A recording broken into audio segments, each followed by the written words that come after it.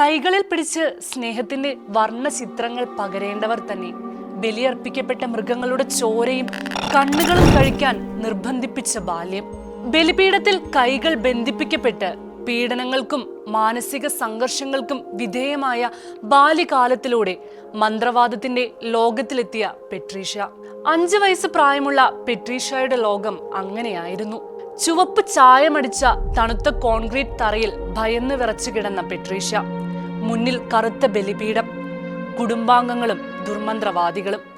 കയറിൽ ബന്ധിക്കപ്പെട്ട പെട്രീഷ്യ എരിഞ്ഞമർന്നുപോയ പനിനീർ പോലെ കറുത്ത കൈകളിലേക്ക് സമർപ്പിക്കപ്പെട്ടു.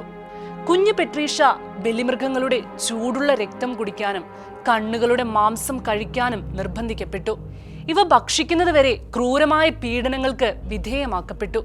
പെട്രീഷ്യ പറയുന്നു, സുരക്ഷിത സ്ഥലമില്ലായിരുന്നു. ഓർമ്മകൾ അടിച്ചമർത്തി. രാത്രി ഭയാനകമായ സ്വപ്നങ്ങൾ തുടർന്നു. ഭയാനക സിനിമയിൽ സ്ഥിരമായി ജീവിക്കുന്നത് പോലെ. 13 വയസ്സിൽ അവൾ വീട്ടിൽ നിന്ന് ഓടിപ്പോയി. പക്ഷേ അവളിൽ വളർന്നു വന്ന ഇരുട്ട് അവളെ പിന്തുടർന്നു.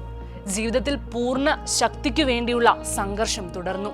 ഈ സംഘർഷത്തിൽ നിന്നും രക്ഷപ്പെടാനുള്ള ശ്രമങ്ങൾ ഒപ്പം ആരംഭിച്ചു. രക്ഷയ്ക്കായി മനസ്സിൽ വന്ന ആദ്യ ചിന്തകൾ ആത്മഹത്യയായിരുന്നു. പലതവണ ആത്മഹത്യക്ക് ശ്രമിച്ചു. മരണത്തിലേക്ക് എടുത്തു ചാടാൻ ശ്രമിച്ചെങ്കിലും ഒന്നും ഫലം കണ്ടില്ല. സ്വാതന്ത്ര്യത്തിനായി അവൾ ആഗ്രഹിച്ചു.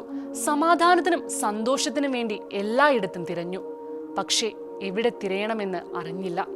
കാരണം അവൾ ദൈവത്തെ ഭയപ്പെട്ടിരുന്നു. ദൈവത്തെ വെറുക്കാനായിരുന്നു അവൾ ശീലിച്ചിരുന്നത്. നിരാശയിൽ കഴിയവേ അവസാനം അവൾ യേശുവിന്റെ സ്നേഹം ആദ്യമായി അനുഭവിച്ചു. ഒരു ക്രൈസ്തവ സുഹൃത്തിനൊപ്പം ഒരു ദേവാലയം സന്ദർശിക്കവെയായിരുന്നു പെട്രീഷ്യ ദൈവസ്നേഹത്തിന്റെ പ്രകാശരശ്മികളുടെ വർണ്ണരാജി അനുഭവിച്ചറിഞ്ഞത്. പെട്രീഷ്യ പറയുന്നു, എല്ലാവരും കർത്താവിനെ സ്തുതിക്കുന്നു. അവരോടൊപ്പം പങ്കുചേരാൻ ഞാനും ആഗ്രഹിച്ചു. അവർ അനുഭവിക്കുന്ന സന്തോഷവും സ്നേഹവും അനുഭവിക്കാൻ ഞാൻ കൈകൾ ഉയർത്തി. എന്നാൽ ഒരു ഇരുട്ടിന്റെ സാന്നിധ്യം എന്റെ പിന്നിൽ വന്ന് എന്റെ തോളിൽ പിടിച്ച് വലിച്ചു. എന്നാൽ ഞാൻ പറഞ്ഞു, ഇല്ല, ഞാൻ ഇരുട്ടിലേക്കില്ല. ഞാൻ കരഞ്ഞു, യേശുവേ യേശുവേ. എന്റെ ചുണ്ടുകൾ വിതുമ്പി. പിന്നീട് യേശുവുമൊത്ത് സ്വാതന്ത്ര്യത്തിലേക്കും പൂർണ്ണതയിലേക്കുമുള്ള ഒരു ദീർഘയാത്രയ്ക്കുള്ള തുടക്കമാകുകയായിരുന്നു. സുവിശേഷ താളുകൾ കണ്ണീരാൽ നനഞ്ഞു കുതിർന്നു. തന്റെ രക്ഷകനെ അനുഭവിച്ചറിഞ്ഞ പെട്രീഷ്യ സ്വാതന്ത്ര്യവും സമാധാനവും അവസാനം ക്രിസ്തുവിൽ കണ്ടെത്തി. സാത്താൻ ആരാധകരുടെ നരകക്കുഴിയിൽ നിന്ന് വെളിച്ചത്തിലേക്ക് കൊണ്ടുവരാൻ അവൻ എപ്പോഴും സജ്ജനായി നിൽക്കുകയാണ്. യേശു എന്നെ സഹായിക്കണമേ എന്നൊരു വാക്കു മാത്രം മതി. എത്ര വലിയ പാപിയാണെങ്കിലും അവൻ നിങ്ങളുടെ ചാരയണയുമെന്ന് പെട്രീഷ്യ സാക്ഷ്യപ്പെടുത്തുന്നു.